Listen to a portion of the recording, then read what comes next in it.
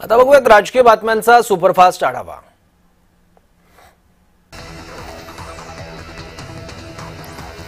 राष्ट्रवादीकडून 5 नगराध्यक्षपदाच्या नावांची आमदार प्रताप पाटील यांच्याकडून घोषणा करण्यात आली आहे। राष्ट्रवादी या 5 नावांची घोषणा केल्याने युती होणार नाही का असा सवाल उपस्थित झालाय, पण भाजपने प्रस्ताव दिला तर विचार करू असंही चिखलीकर म्हणाले।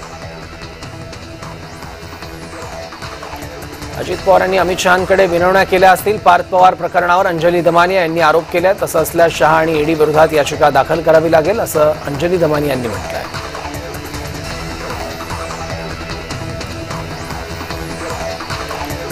बिहार निवडणूक निकालाचे महाराष्ट्रात पडसाद उमटतात। श्रीकांत शिंदेंच्या नेतृत्वात शिवसेनेची आढावा बैठक होणार आहे। मुंबई मनपा निवडणुकीबाबत मुक्तगिरीवर चर्चा होणार असून बैठकीत महायुतीत जागा लढवण्यावर मंथन होणार आहे।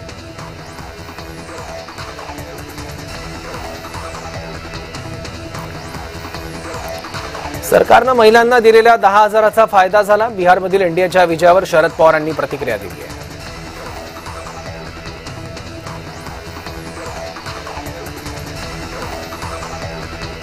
वाढत्या सागरी वाहतूक सेवांना आणि मत्स्य व्यवसायाला चालना देण्यासाठी हर्णे बंदरातील जेटीचं काम गतिमान करण्यात यावं असे निर्देश राज्यमंत्री योगेश कदम यांनी हर्णे बंदरातील जेटी कामाच्या पाहणी दरम्यान अधिकाऱ्यांना दिले।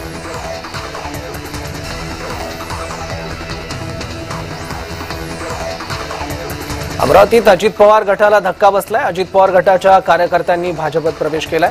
राजेंद्र सिंग सोमवंशी, राजेश मंगलेकर यांनी कार्यकर्त्यांसह भाजप नेत्या नवनीत राणा यांच्या उपस्थितीत पक्षप्रवेश केला।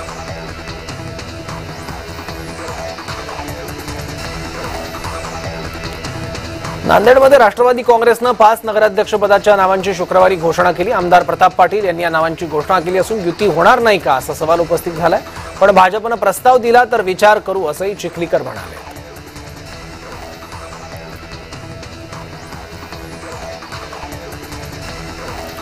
पार्थ पवार कथित जमीन गैरव्यवहार प्रकरणात हालचाली वाढल्यात। समितीचा सोमवारी अहवाल येणार असून समिती दस्त नोंदणी पातळीवरील अनियमितता तपासणार आहे।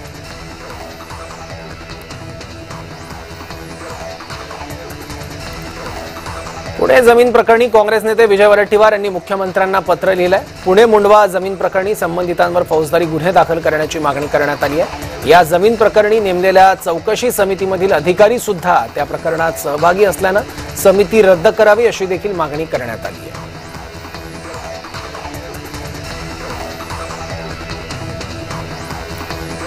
वेळेत जागा वाटप झालं तर ठीक, ऐन वेळेला जागा वाटप करून उपयोग नाही अशी प्रतिक्रिया अंबादास दानवेंनी मवियातील जागा वाटपाच्या घोळावर दिली आहे।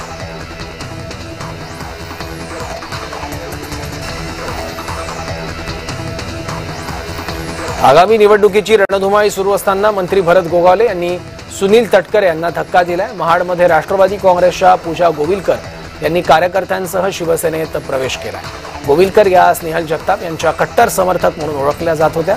पूजा गोविलकर यांना शिवसेनेने महाडच्या प्रभाग 7 मधून उमेदवारी दिली आहे।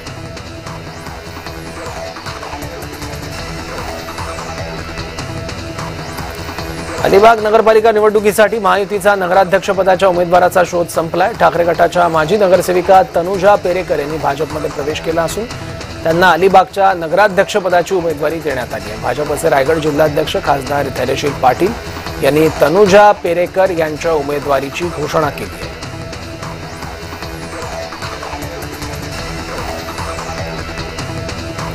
स्थानिक निवडणुकीच्या आरक्षण सोडतीत ओबीसींवर अन्याय झाला अशी भावना ओबीसी महासंघाचे डॉक्टर बबनराव तायवाडे यांनी बोलून दाखवली आहे।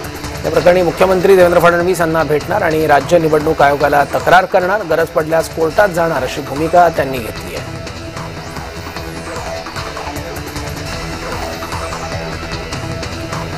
मंत्री भरत गोगावले यांनी महाड नगरपालिका निवडणुकीत विजयाचा विश्वास व्यक्त केलाय। अनेक वर्ष महाड नगरपालिका विरोधकांच्या ताब्यात होती। एक वेळ संधी द्या, या संधीचं सोनं आम्ही करून दाखवल्याशिवाय राहणार नाही असा विश्वास गोगावले यांनी व्यक्त केला।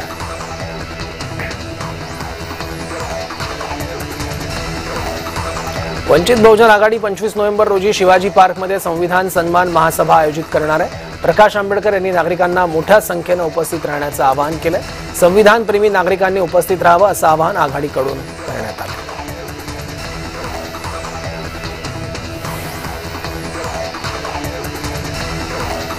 बिहार निवडणुकीनंतर भाजपमध्ये मोठे संघटनात्मक बदल अपेक्षित आहेत. येत्या आठवड्यात मोठ्या संघटनात्मक फेरबदलाची शक्यता असल्याची माहिती सूत्रांनी दिली आहे. राज्यात नवी प्रदेश कार्यकारिणी जाहीर होण्याची शक्यताही आहे.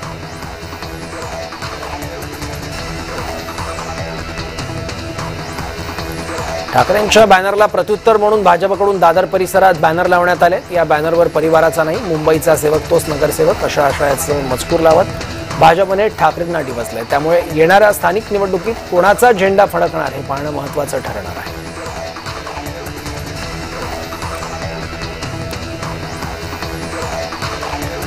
कणकवली नगरपंचायत निवडणुकीसाठी उमेदवारी अर्ज भरण्याच्या 5व्या दिवशीपर्यंत एकही अर्ज दाखल झालेला नाही. दरम्यान भाजपचे नगराध्यक्षपदाचे उमेदवार समीर नरावडे आज उमेदवारी अर्ज दाखल करणार आहेत.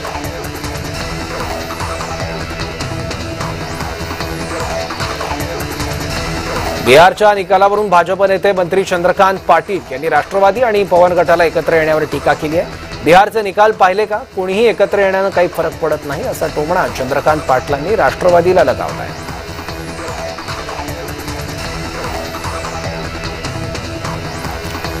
वाशिम जिल्ह्यात निवडणुकीसाठी महाविकास आघाडीची महत्त्वपूर्ण बैठक पार पडली. निवडणूक एकत्र लढण्याचा निर्णय घेण्यात आला असून बैठकीला संजय देशमुख, अमित झनक आणि बाबाराव खडसे उपस्थित होते.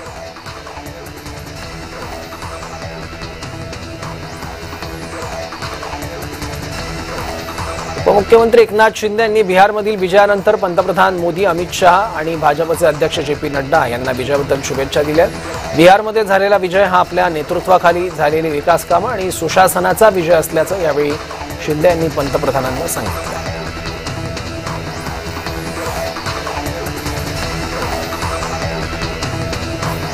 सातारा नगरपालिका नगराध्यक्षपदासाठी अभिजित बिचुकले यांनी आपला अर्ज दाखल केलाय. मला साताऱ्याला सितारा करायचा अशी प्रतिक्रिया यावेळी बिचुकलेंनी दिली.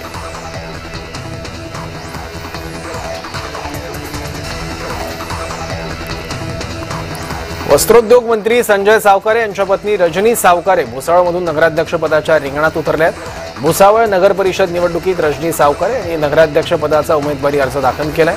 त्यामुळे भुसावळ नगर परिषदेची निवडणूक संजय सावकारे यांच्यासाठी प्रतिष्ठित ठरणार आहे.